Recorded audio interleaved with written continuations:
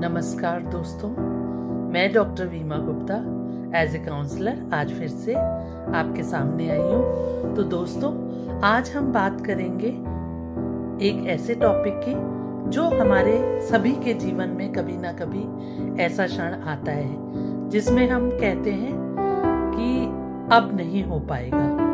तो दोस्तों, अगर आप इस वीडियो को देख रहे हैं तो मैं समझ सकती हूँ कि आप किसी काम को करते करते थक चुके हैं, उसमें आने वाली असफलताओं या रुकावटों के कारण आप खिन्न हैं और आप अब आगे इस अपने लक्ष्य को पूरा करने के लिए नहीं बढ़ना चाहते हैं, आप इस काम को छोड़ देना चाहते हैं। तो दोस्तों, सच्ची लगन के साथ किया जाने वाला कार्य होता है जो हमेशा उसमें ही सक्सेस मिलती है दोस्तों।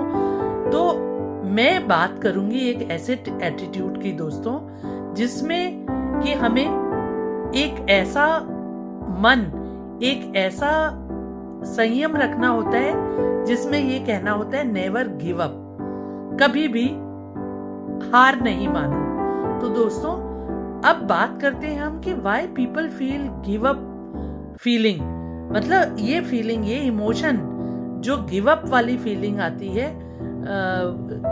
हार मान लेने वाली फीलिंग आती है, वो दोस्तों आती क्यों है? सच में ये आपके व्यक्तित्व का पार्ट नहीं होती है दोस्तों, लेकिन हाँ, हमारे स्ट्रगल्स में आने वाले फेलियर्स या असफलताएं या लॉस ऑफ सपोर्ट, जो सपोर्ट हमें लगातार प्राप्त हो रहा है, उस सपोर्ट में का अगर लॉस हो जाता है, उस सपोर्ट सिस्टम का लॉस हो जाता है दोस्तों, उस समय भी हम ऐसी फीलिंग गिव अप यानी कि हार मानने की जैसे क्षण को महसूस करते हैं। या फिर दोस्तों, कंपैरिजन या निगेटिव पीपल के साथ उठना बैठना भी हमको किसी काम से हार मानने के लिए बाध्य करता है, या हमें सेल्फ डाउट आता है, फियर आता है, भय होता है अगर सफल नहीं हुए तो क्या होगा। तो दोस्तों, इन भावनाओं की वजह से, जैसे कि मैंने कहा, फेलियर, असफलता, सफलता और असफलता दोनों जीवन को अगर हम एक सिक्का माने तो इस सिक्के के दो पहलू हैं, सफलता और असफलता। तो इन छोटी छोटी असफलताओं से दोस्तों हमें घबराना नहीं है, बल्कि लगातार कोशिश करते रहनी है, कभी गिव अप वाली फीलिंग नहीं आने देनी है। लॉस ऑफ सपोर्ट भी जीवन में होता है, लोग आते हैं जाते हैं, कभी हम अपने कारणों से उन सपोर्ट सिस्टम से दूर चले जाते हैं, वो हमारे जीवन की डिमांड होती है दोस्तों। तो हमेशा आपका सपोर्ट सिस्टम, जो स्ट्रॉन्ग सपोर्ट सिस्टम है, वो आपके साथ बना रहे, ऐसा जरूरी नहीं है। निगेटिव पीपल्स के कारण भी आप हार मान लेते हैं, क्योंकि हमेशा वो क्रिटिसाइज करते रहते हैं, कंपैरिजन करते हैं आप अपने आप का लोगों से, तो भी ये हार मानने वाली फीलिंग आती है। हम सेल्फ डाउट करने लगते हैं अपने ऊपर दोस्तों, तब भी ये फीलिंग हमारे मन में घर कर जाती है। दोस्तों, हार मानना है क्या? रोना ये हार मानना नहीं है, ये एक इमोशन है दोस्तों। अगर किसी कार्य को करते हुए, किसी टास्क को करते हुए हमें फेलियर होता है तो रोना एक नेचुरल इमोशन है दोस्तों। ये गिव अप वाली कंडीशन नहीं है, रोना एक ब्रेक है, बीच में छोटा सा आया हुआ ब्रेक है, किसी टास्क को करते हुए आया हुआ ब्रेक है। छोड़ना, उस काम को छोड़ देना परमानेंट ऑप्शन नहीं है दोस्तों।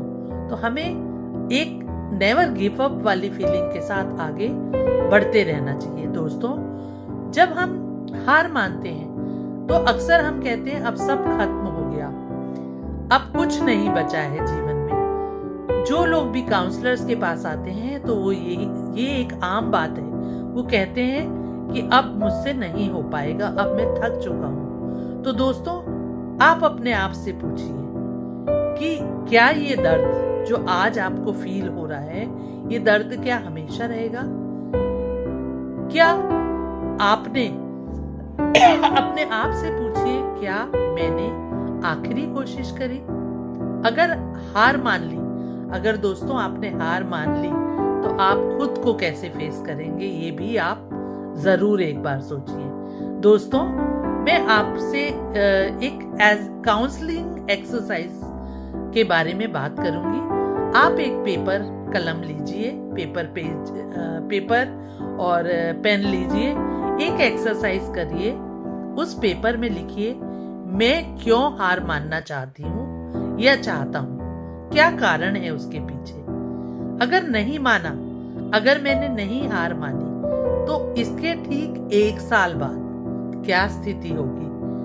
तो दोस्तों, इन दोनों बातों को जब आप पेपर में प्रैक्टिस करेंगे, इस एक्सरसाइज को करेंगे, तो आपको अपने हार मानने के पीछे के कारण समझ आएंगे और आप हार मानने की कोशिश नहीं करेंगे।